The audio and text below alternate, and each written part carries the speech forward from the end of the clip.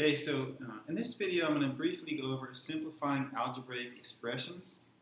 And before we do that, I'd like to go over a few of the key words that we're going to talk about, just so you're familiar with it and we can be on the same page. So to start with constants, if you remember, a constant is simply a number without a variable attached. So 4, negative 8, let's see, 3.2, I suppose, could even be a constant. Anything where there's not a fraction, 1/2, could also be possibly a constant, right? And then we have variables. Variables are letters or symbols, usually letters, that represent another amount. Okay, so typically variables, x, y, you get the idea. Sometimes variables have powers to them, right? A coefficient is what we get when we combine a constant and a variable, and the coefficient is the constant in front of the variable that's being multiplied. That would be the coefficient. Even like this, the coefficient could be, I guess, considered the same as 1/5 times x. So if you think about it in one sense, that's also the coefficient. Terms, okay, so terms are basically constants, include constants. They include variables without a coefficient, and they include variables and constants together. So all of these above are basically different terms. So 3x is a term, 6 is a term, even things like x squared or negative 7x cubed, all of those are terms.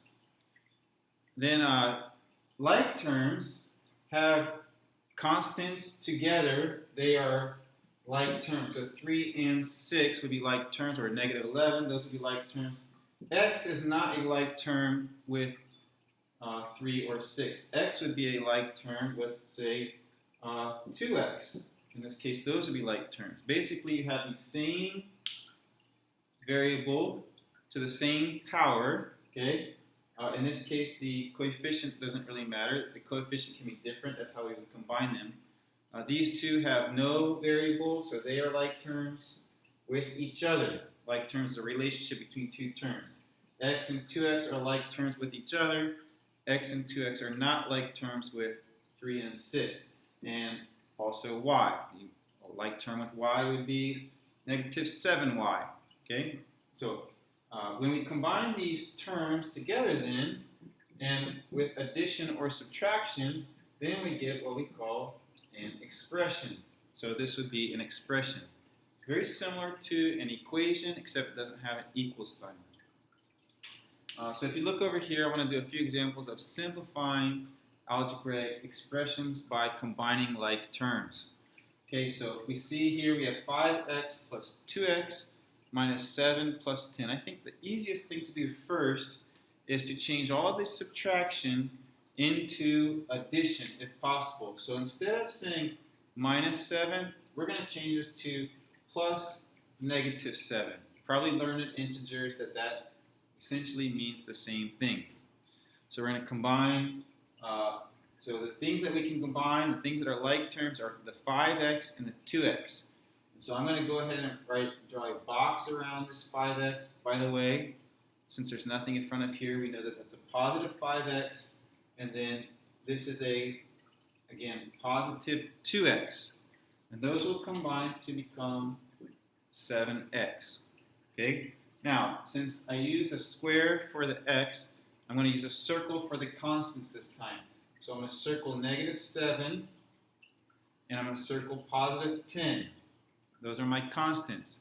And we combine negative 7 and positive 10, we get a positive 3, and then this would be my most simplified form of that expression.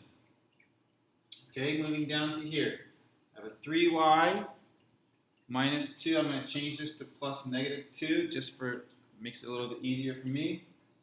And then instead of minus 4y, I'm going to change this to plus negative 4y. And then I have a 6. So I'm going to again combine the like terms by using a special symbol. You can use triangle if you want. Maybe I'll use triangle for y's this time. It's positive 3y. I got a negative 4y. That combines to give me negative 1y.